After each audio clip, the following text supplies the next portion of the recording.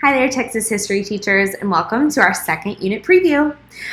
In this preview, we're going to talk about the content, skills, and big ideas of our second unit of the year titled Mexican Texas.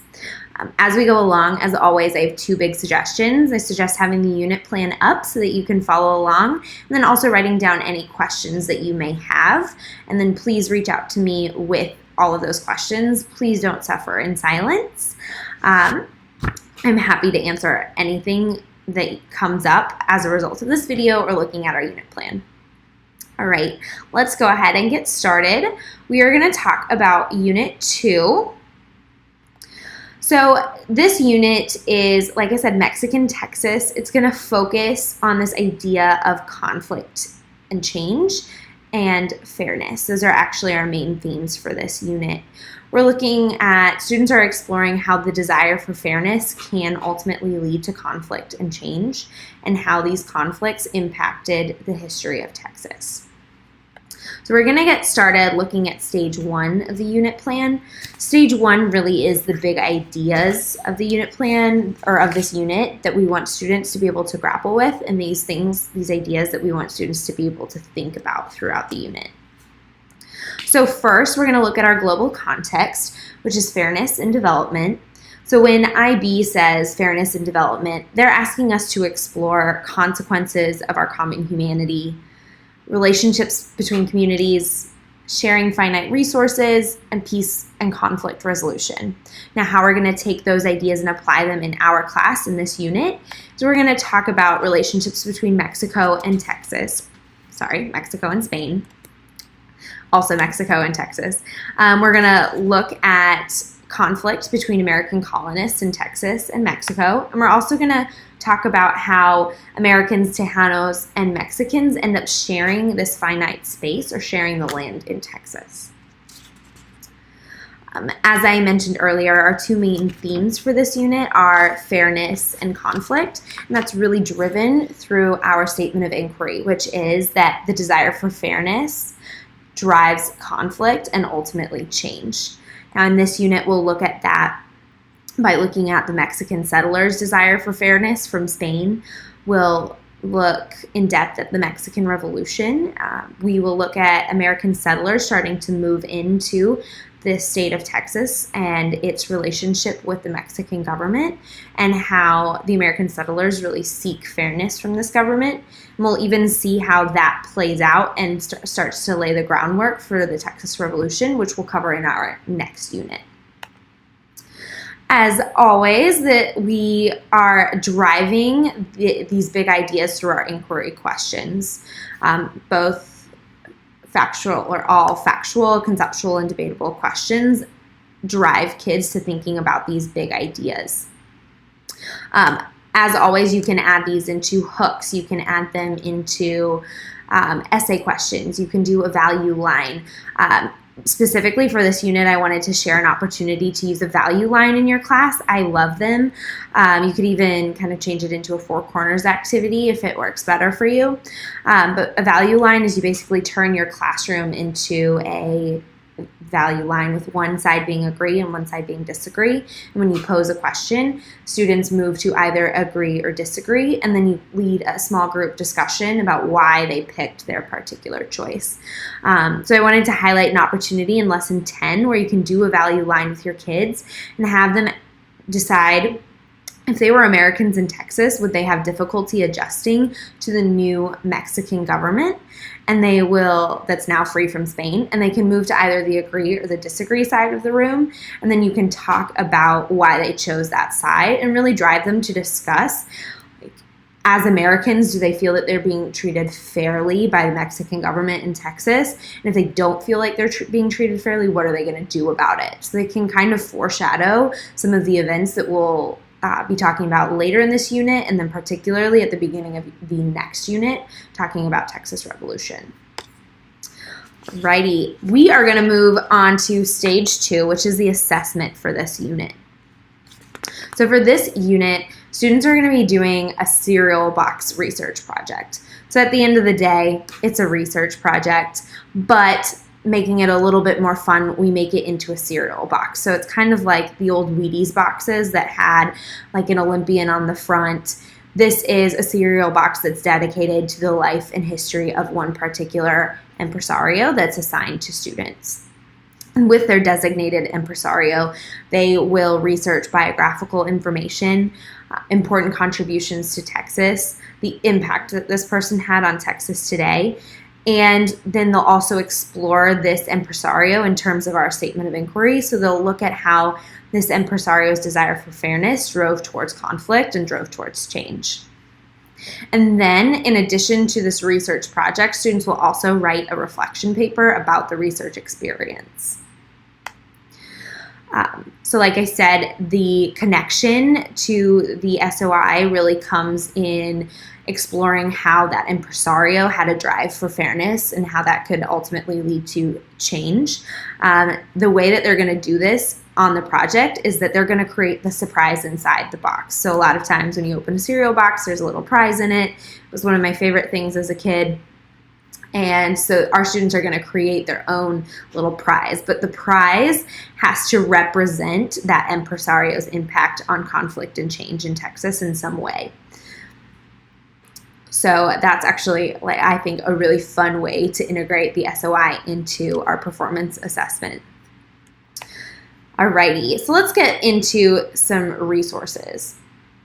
So you will have a cereal box template and action plan that's uploaded on Blackboard. The template will show you exactly what each side of the cereal box needs to include, and is also something that students can cut out and put right onto the cereal box so that it looks clean and put together and professional. You can also use the Bullock Museum website and the Texas State Historical Society. Those are two websites that I think I always will lead you to because they have great resources for pretty much everything that we cover throughout the year. You also have Stephen F. Austin's journals, which are a primary source. Students will analyze them in lesson 9 of this unit. So they are linked on the unit plan, and they are also available with your annotated model lesson number 4.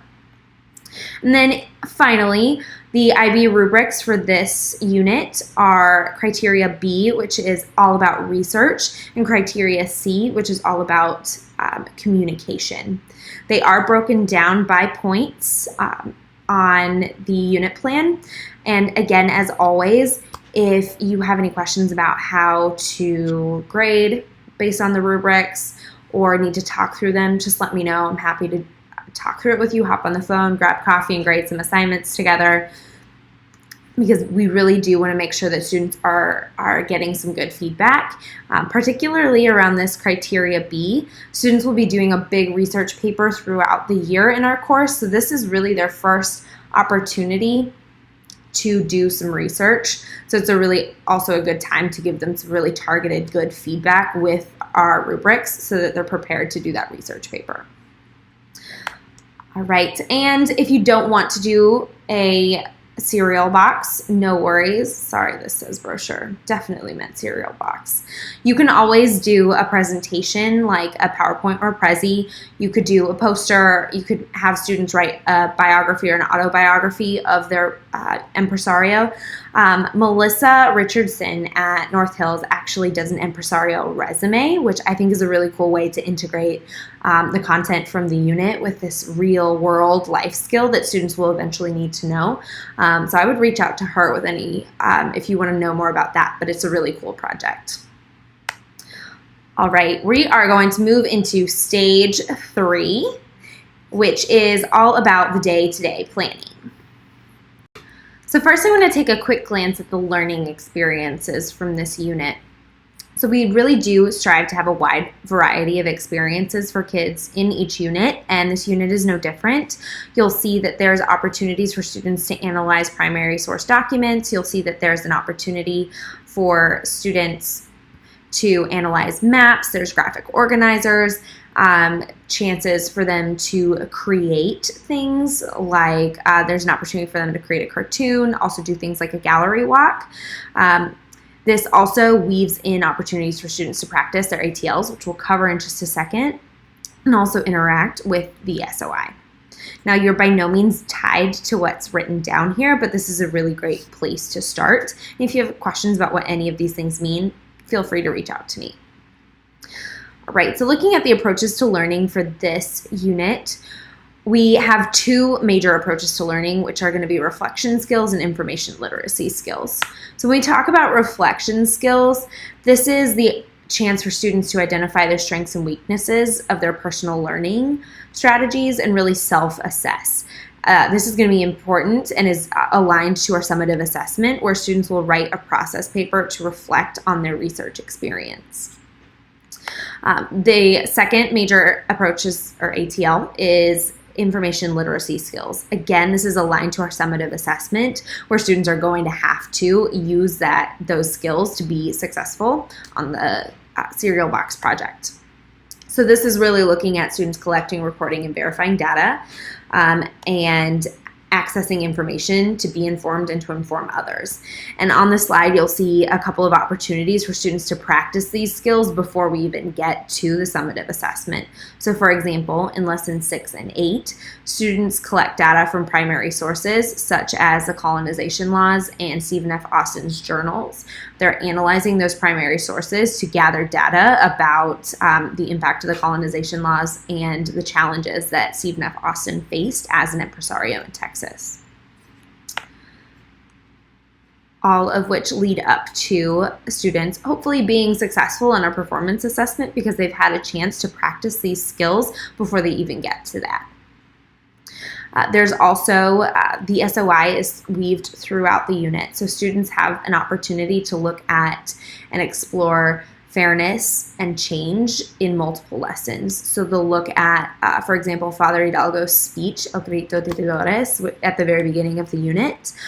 This one's really fun. I actually like reading it to my class, like doing a dramatic reading of it. They always think it's fun, but they also are able to take his words and see why Mexico is driving for independence from Spain and making this connection around fairness and how it leads to conflict and ultimately change through the Mexican Revolution. All right, as always, there's two websites I'm always going to send you to, and I think I've already mentioned them, the Bullock Museum and the Texas State Historical Association. Their websites are great, cover pretty much everything that we cover throughout the year. For this unit, a specific resource that is going to be helpful is going to be the portal to Texas history. This is where Austin's journals are linked. It is linked on our unit plan, and then a couple of choice excerpts are also available for Lesson 9. The reading is uploaded on Blackboard. And a couple of other resources for this unit. You do have two annotated model lessons for Lesson 9 and Lesson 10. Lesson 9 is a read like a historian lesson that will look at Stephen F. Austin's journal excerpts. And then Lesson 10 is an investigation lesson where students will do a gallery walk and compare U.S. and Mexican thoughts and feelings around some pretty core ideas such as religion and government. You will also have 4 readings for this unit. There's a reading for Lesson 2, Lesson 3, Lesson 6, and Lesson 9.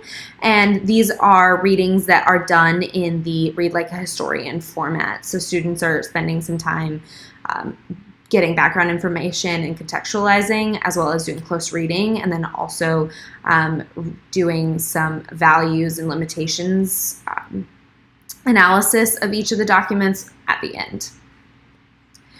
All right, if you get behind, I wanted to give you a few suggestions for how to kind of catch yourself up. As always, it's okay if you get behind. It happens to all of us. Keep calm, and you can always lean on me and ask me any questions that you have, or maybe we just thought partner on what to prioritize. So you can build time into the unit to do by doing the performance assessment throughout the unit rather than taking an entire class period to work on it. You could also combine lessons 2 and 3. They're about the reasons for rebellion and the specific events that lead up to the Mexican Revolution, which I think could be combined into one lesson if you needed to. You could also combine lessons 8 and 9, which are about empresarios and the challenges of empresarios. And as I said, you can call, text, or email me with any questions about what to prioritize. And in order to do that, you have my contact information, cell phone and email. I'm hopefully equally good at responding to both. I have no preference. Either one works for me. But that is all for our second unit preview. Please contact me with any questions that you have. But that is going to be all for now. And until next time, when we talk about Unit 3 in the Texas Revolution. Bye.